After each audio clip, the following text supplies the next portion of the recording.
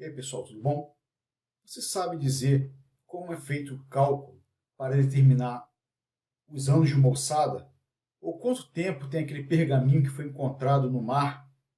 Então, no vídeo de hoje a gente vai aprender a resolver isso e a fazer esses cálculos. É a cinética radioativa. Você já sabe, depois da vinheta, você vem comigo.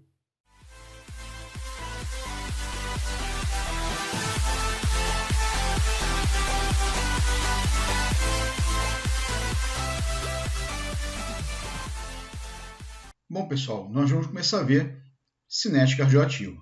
Cinética nós já vimos em química, que é o estudo da velocidade das reações.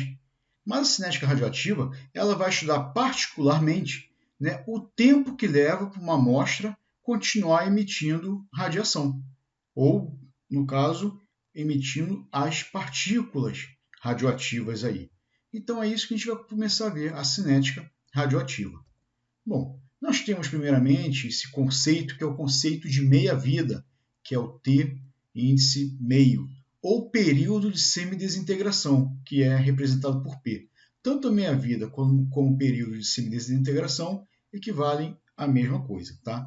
Então, a meia-vida, na verdade, vai ser o tempo que leva para que uma amostra radioativa seja reduzida pela metade, ou seja, aquela amostra ela vai ser reduzida à sua metade em um determinado tempo, uma determinada fração de tempo. Tá? Então, o cálculo é esse. O tempo vai passando e a amostra vai sendo reduzida pela metade.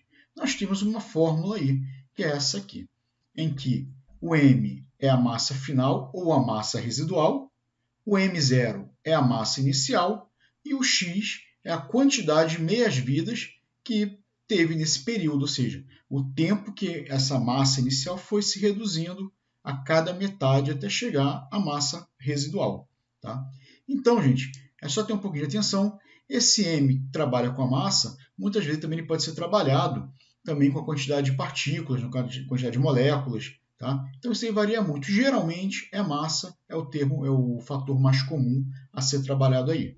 Bom, nós podemos expressar essa meia-vida também em termos de gráfico. Tá? Nesse gráfico aqui nós temos a porcentagem pelo tempo.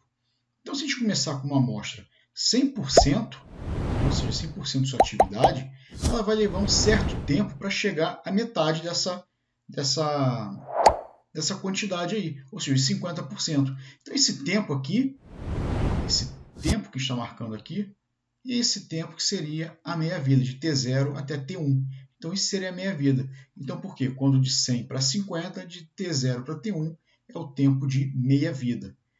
Novamente, de 50 para 25, nós temos outra parcela aí.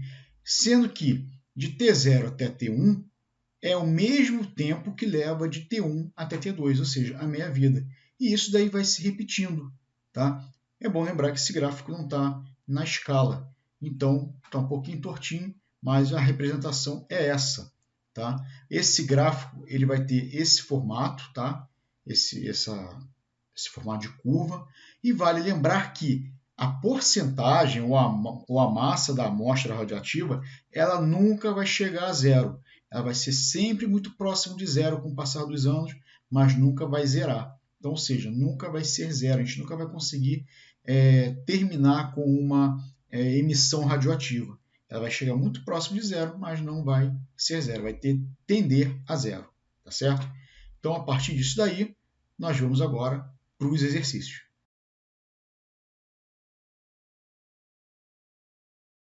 Então, dentro do exercício, temos que analisar o seguinte, que esse gráfico, ele está dando aqui a massa inicial, que é de 12, tá? E nós temos o tempo de meia-vida, que é de 28 anos. Então, isso aqui que é o importante. Nós temos o tempo de meia-vida equivalente a 28 anos. Então, ele quer saber, a partir de uma amostra de 80 gramas, qual vai ser a massa, quanto tempo essa massa vai ser reduzida a 20 gramas. Então, vamos lá. Nós vamos ter 80 gramas. Vai passar um período de meia-vida, que é de 28 anos. Essa massa vai para 40 gramas. Ou seja, metade de 80 foi para 40, meia-vida. Passou 28 anos depois, essa massa foi para metade da amostra inicial, no caso da amostra de 40 gramas, ou seja, para 20 gramas. Tivemos quantos períodos? 2 períodos de meia-vida, 28 e 28. Ou seja, 2 períodos de meia-vida vai dar um total de 56 anos. Beleza? Bom, após a leitura do segundo exercício, ele quer saber o tempo, né, necessário para que a metade da massa inicial de cobre sofra decaimento beta, é cerca de... Então, ele quer saber esse tempo aí. Então, o que a gente tem? A gente tem o cobre transformando-se em zinco, de acordo com a reação. Nós temos uma massa inicial de 20 miligramas de cobre. Então, no início, no tempo zero, temos 20 miligramas e 0 de zinco. Passou um período, né, um período de meia-vida aí. Então, essa massa foi para 10 miligramas.